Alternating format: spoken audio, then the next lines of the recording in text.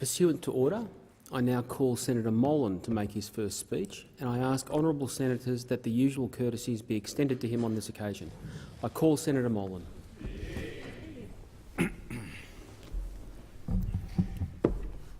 Mr President, thank you very much. Can I begin by saying that there's probably no one in this entire chamber this evening who is listening to this who is more surprised than I am that I'm giving a first speech in the Australian Senate. The joke relating to a certain Australian skater has been done to death by some of my colleagues. It's been thrown at me from across the floor, but I do recognise a parallel. I listened to Senator Steele-John give his first speech a little while ago. He commented that he was the youngest appointed to this chamber. Mr President, I am definitely not competing with him on that issue.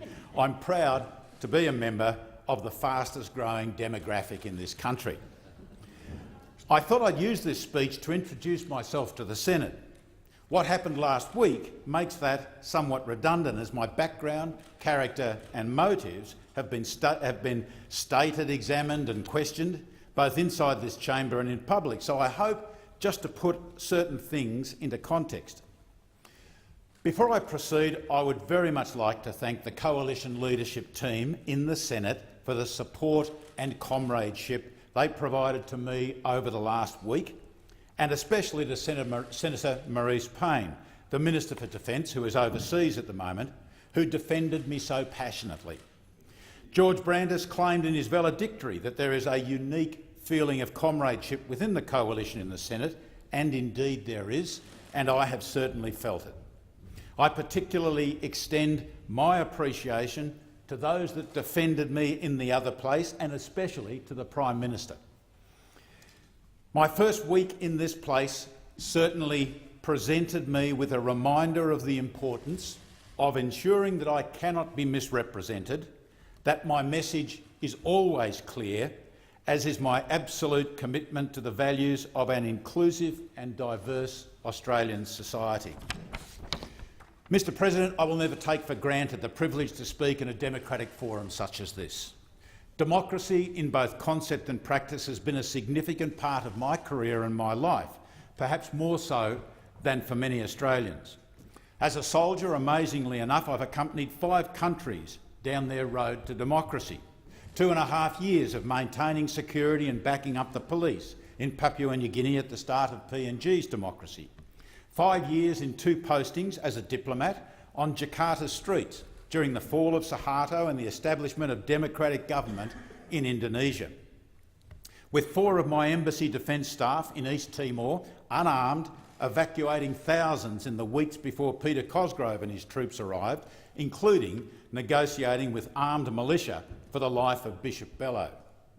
Commanding the force evacuating Australian citizens from the Solomon Islands, a young nation that had stumbled in its democratic progress, and finally, as a year as Chief of Operations in the senior headquarters of the Coalition forces in Iraq over the second year of the Iraq War, helping coordinate an Allied army growing to 300,000 in vicious daily combat at the cost of 900 of our US soldiers' lives, against those who would deny any form of democracy to Iraqis or to anyone else. These experiences have given me an innate respect for democracy and a particular realisation of what it may mean to be an Australian senator, and they also explain my determined approach to assist real democratic reform within the New South Wales division of the Liberal Party. My parents, Mr President, Andy and Noni, were at least third-generation Australian, with our children the fourth generation. Working-class Australians, they gained a middle-class lifestyle after World War II via hard work and a realisation, especially on my mother's part, that education for their 6 children was the way to success in life. Our family story is not an uncommon Australian success story. It is also not a story that does or should only apply to the past. Anne and I have 4 adult children, all of whom have worked and studied hard in the best Australian tradition to receive the benefits available in this magnificent country. Of significance, 2 of them this year have achieved home ownership, one in rural Victoria and one even in Sydney, and a third is on the cusp of doing so in Melbourne. Although I retired from the Army 9 years ago, my 40 years as a soldier taught me a lot that seems applicable to parliamentary and to wider social life. First, leadership is everything. Whenever we wanted to achieve real effects, even in this technology-dominated world, we still turn to the best person. As Chief of Operations in Iraq, I was at the centre of the most technically advanced headquarters in the history of war. Yet we consistently turned to people as people when we wanted to get things done. Human leadership in this age of technology has never been more important, be it in the military or in society. Second, Australia brings its unique culture into its military.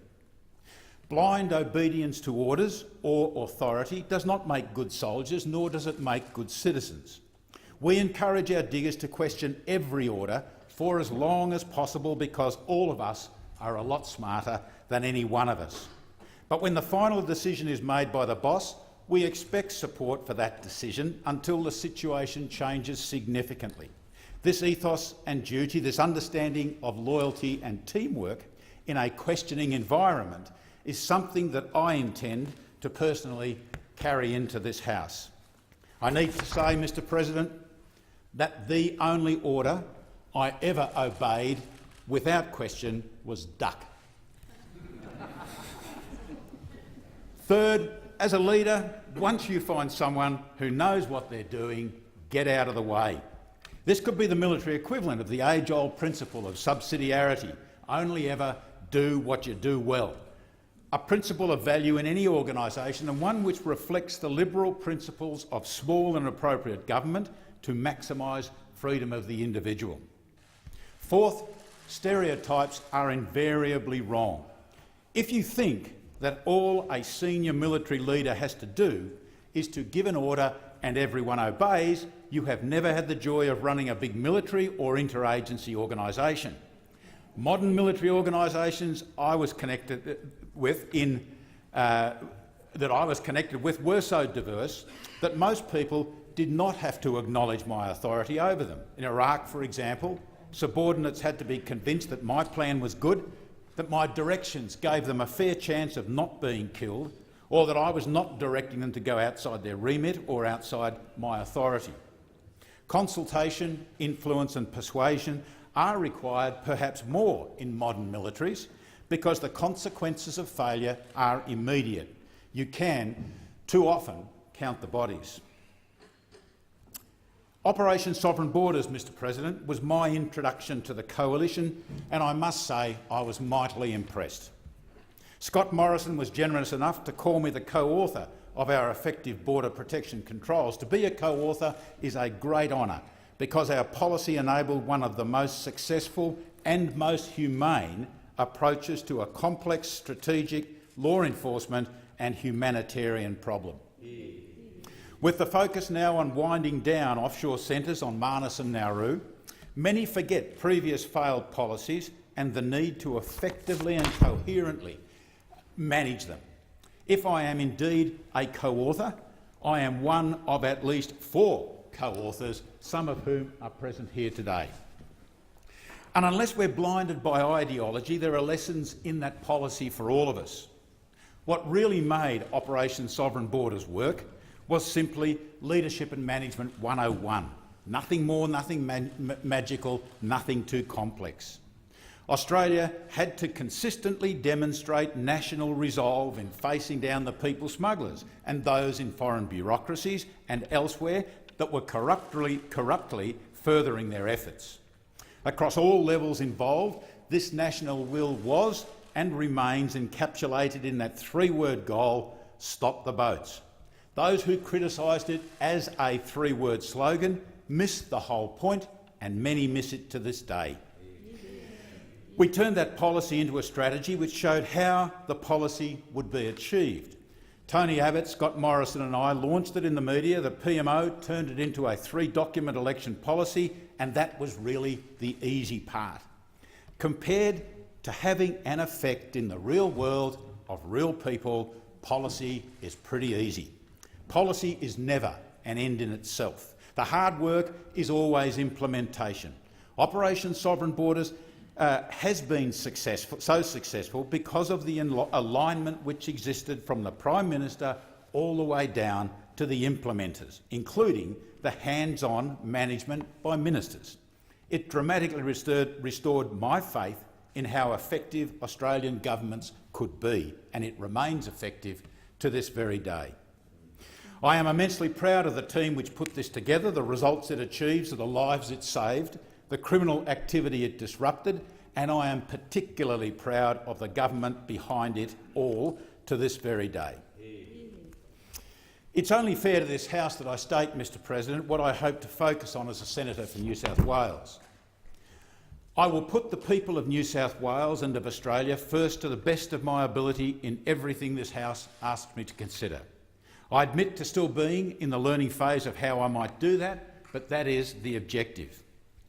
I am very sensitive to the overwhelming support that I have received from good Libs all over Australia, particularly those who supported me during my pre-selection in 2016, the 10,100 people who amazingly voted for me below the line at number 7 during the double dissolution election, the superb, the extraordinary democratic reformers in New South Wales. Also, those who have wished me well, I would like to thank as a senator, including the Prime Minister Malcolm Turnbull, who was amongst the first to ring when there was an indication that my appointment might happen. And last week, I received the most extraordinary support from a very wide cross-section of our society, either expressed directly to me, through my office or through the media, a level of support that I found absolutely humbling. Whatever I find myself doing in this great institution, I will work for it to be ethical. Ethics is about consistently doing the right thing, about being secretly beholden to no one, and in a political and parliamentary sense, about working for the voters who elected us. In terms of the Liberal Party, it means representing the members of my party and voters rather than for disguised narrow factional interests. I am of no faction and beholden to no individual or group. I am a New South Wales Liberal, and that is where my loyalty lies. Those journos that call me a member of the New South Wales hard right, Mr President, have never met a member of the New South Wales hard right. My conclusion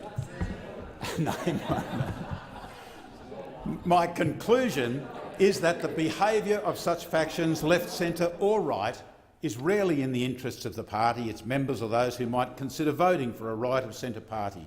I proudly stand beside Walter Villatora, Tony Abbott, Angus Taylor and many other New South Wales Libs, while still recognising, Mr President, the sterling qualities of those who opposed us.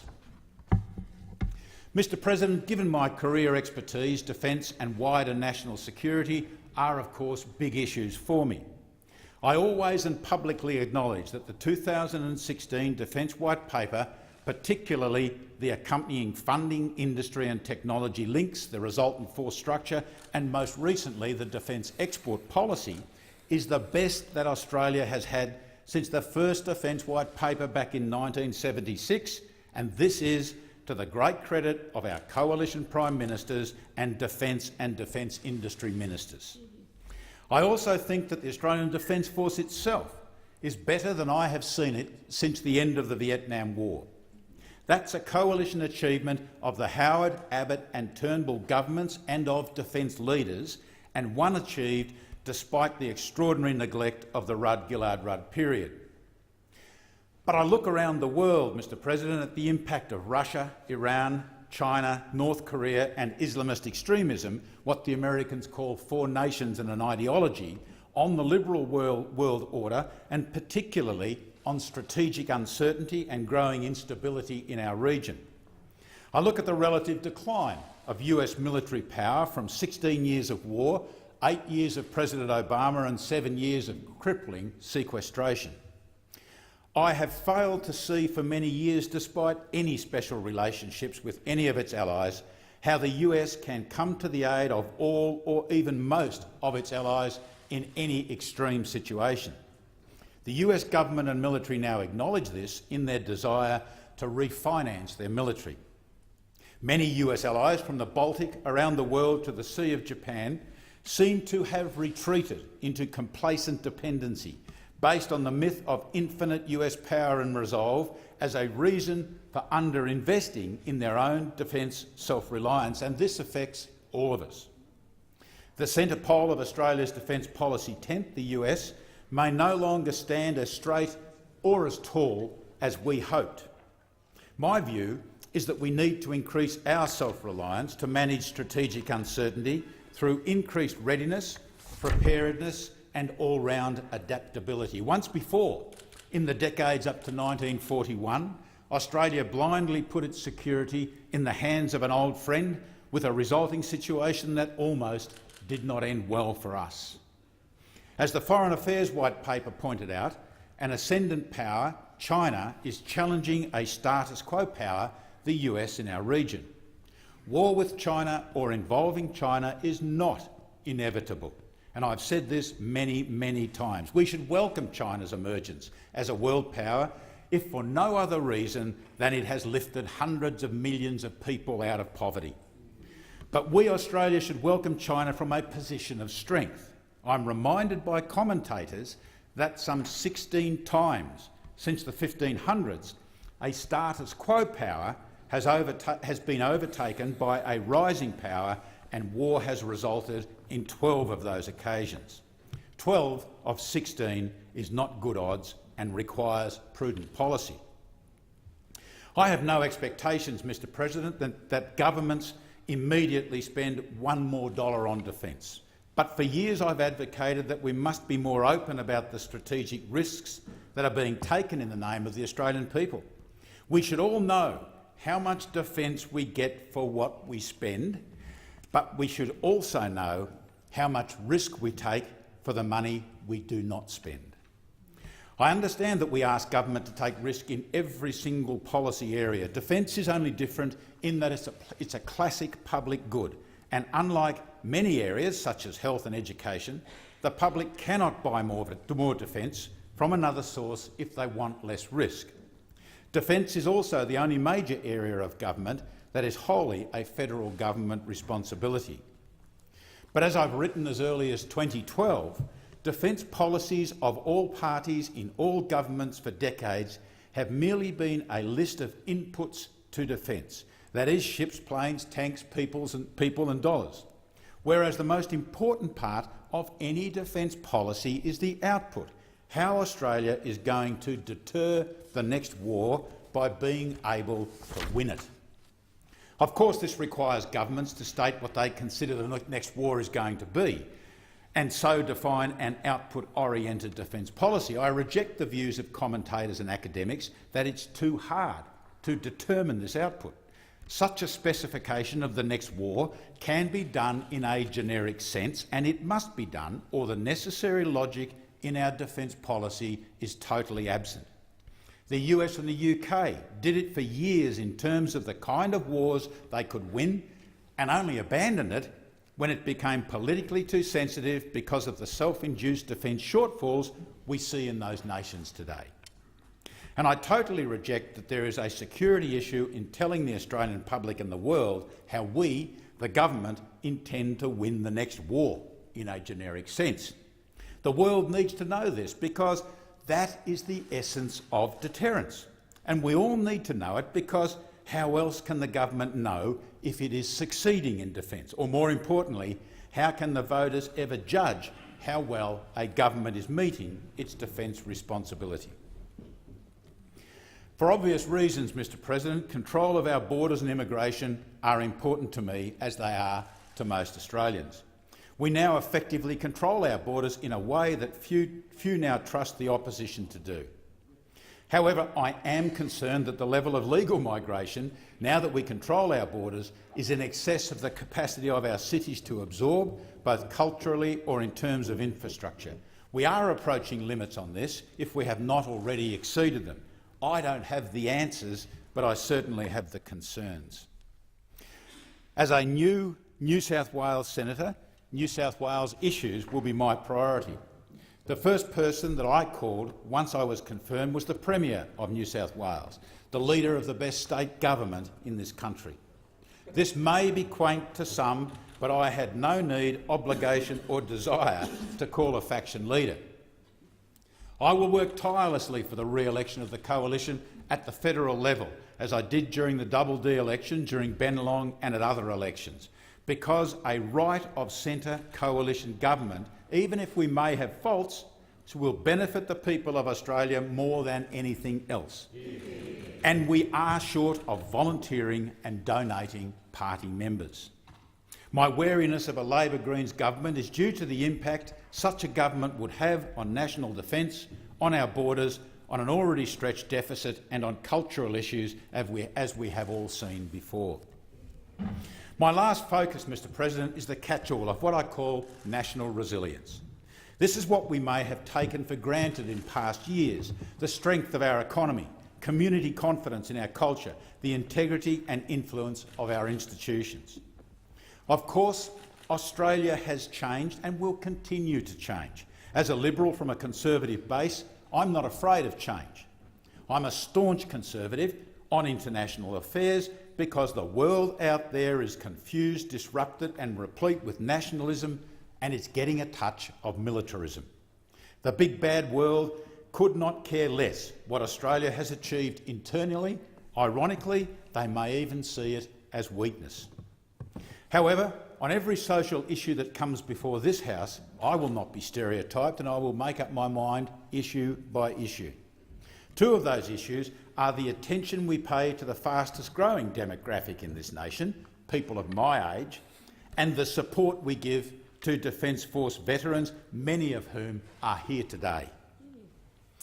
Someone once said, if opponents don't speak against you, you probably are not standing up for enough. Anyone who's Googled me, and that seems to be most of the Western world and all the media in the last week or so, knows that various opponents regularly speak against me because I have publicly voiced my views on issues. I was targeted because I criticised the Rudd-Gillard-Rudd government over its neglect of its national defence responsibilities. Some single-issue polemicists wanted to take me to the International Criminal Court years ago as a supposed war criminal because I fought in Iraq, and that has echoed more recently. Those who failed to stop the boats or said it could not be done attacked me, and of course they attacked many others because we did it. I was publicly attacked by apologists at the Festival of Dangerous Ideas because I was a board director with a military background of the then brilliant St James Ethics Centre. And most recently, I was abused as a murderer at a function held in Redfern. If opponents don't speak against you, you are probably not standing up for enough. One of my early US bosses in Iraq used to say a prayer at the start of our daily battle update. That prayer was Psalm 144 and is a particularly muscular part of Christianity. It's a good prayer for going into battle in Iraq or for use in general everyday life. I used it in the eulogy I was honoured to give for Captain Bryce Duffy, killed in 2011 in Afghanistan. May he rest in peace. And we are honoured to have Bryce's parents in the gallery today. Kim and Kerry Duffy, we are honoured to have you present with us today. Many of us, Mr President, may understand their loss, but none of us can ever fully repay them. Psalm 144 goes, "Praise be to the Lord my rock, who trains my hands for war and my fingers for battle. He is my loving God and my fortress, my stronghold and my deliverer, my shield in whom I take refuge." My view of our Judeo-Christian culture is not one of victimhood or persecution. Instead, it's one that acknowledges centuries of success in overcoming challenges to produce the nation that is modern Australia and that will enable us to face similar challenges in the future. I acknowledge that our community may not yet have reached perfection, but we remain a lot closer than most nations or institutions, particularly those prone to criticising us. We are challenged almost daily as to our culture, but I have confidence in what we have and what we are. Being a Liberal, never stops me from being progressive the way Menzies thought of Liberals and the way John Howard delivered. If we know what is valuable in our magnificent society, then we know what to defend from the assaults of the pessimists and the ideologues. All it takes is the kind of confidence embodied in Psalm 144. Mr. President, I came here in such strange circumstances that my gratitude to others, I suspect, is different from most senators. I don't think it appropriate to thank the High Court, but in the spirit of coalition unity, I would like to mention Fiona Nash and to acknowledge Holly Hughes. We are indeed in strange times. Some of my family, close and extended, are in the gallery, and of course I thank them, and they know my gratitude to them. My wife Anne is there, as are two of our adult children, Erin and Felicity, with our other children, Michael and Sarah, unable to be with us. I mention many of the national leaders that I have had contact with over the years: John Howard, Tony Abbott, Scott Morrison, Peter Dutton, Angus Taylor, Connie Fierravanti-Wells, and especially Stuart Robert, who has been a particular friend. Plus, of course, the two senators who escorted me into the Senate last week, Linda Reynolds and David Fawcett. I note, Mr. President, my deep respect for one in particular, Scott Morrison. Because I've worked so closely with him, I recognise his particular leadership and competence. As Treasurer, he must now look back on the border protection era as halcyon days. But of course, we are not short of outstanding parliamentarians in the Liberal Party. I owe much to the stimulation I've received over the years from Peter Jennings, Stephen Loosley, Simon Longstaff, Alan Beam, and for special reasons I would like to thank one comrade who often made me look good, and that's Ken Brownrigg. I have no election staff or campaign director to thank, but the closest is Scott Briggs, who advised me years ago to have a go. Let me finish with reference to the most important determinant of what I am, the Australian military. If I had a military mentor over the years, it is retired Lieutenant General Des Muller, who launched the book that I wrote back in 2008, and I thank him for 25 years of wise counsel. Des was and is a brilliant blend of Sparta and Athens. My boss in Iraq was US General George Casey, who commanded the war in Iraq for 3 long years while I ran it for him for only the first of those years. Too many to name are the Australian soldiers of all ranks who worked for me, or with me, or above me over 40 years, because I learnt so much from them while pretending to know much more than I ever actually did. Many of them have contacted me in the past week to express their support for me when the place of men and women in uniform in our society was challenged. Napoleon said that if you want to learn a nation's interests, go to the graves of its soldiers. Many Australian dead have been brought back to Australia, but many still lie close to where they fell. Australia's interests lie across the face of this earth. We are an international nation with worldwide interests. I've visited many battlefields and played cameo parts on some. What strikes me is the consistent performance of Australian soldiers, sailors and airmen over more than 100 years and around the world. Today's soldiers are as good, if not better, than any we have sent overseas, and much of that is due to our Australian culture and the leadership, training and equipment that accompanies them. To me, they represent everything that is good about Australia because they are Australia. Mr. President, I dedicate my efforts in this House to them. Thank you.